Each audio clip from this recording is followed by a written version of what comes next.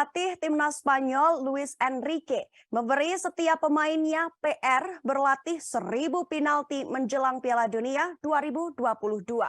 Hal itu berguna karena menurutnya babak tos-tosan, bukan adu peruntungan Maksud kami seperti lotre.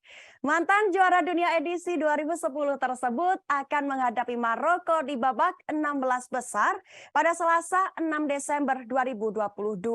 Dengan masuknya turnamen ke fase gugur, maka perpanjangan waktu dan adu penalti membayangi setiap pertandingan. Spanyol mengalahkan Swiss melalui adu penalti di Euro 2020, tetapi tersingkir melalui cara yang sama oleh Italia di semifinal.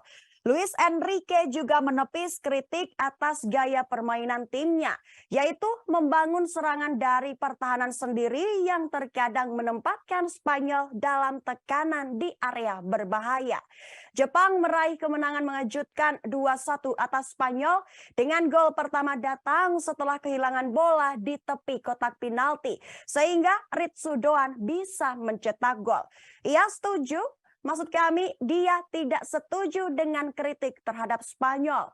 Selain itu, Luis Enrique turut mengkonfirmasi bahwa Cesar Azpilicueta sudah pulih dari cedera saat melawan Jepang. Semua 26 pemain Spanyol fit untuk berlatih pada Senin 5 Desember jelang pertandingan melawan Maroko di Piala Dunia 2022.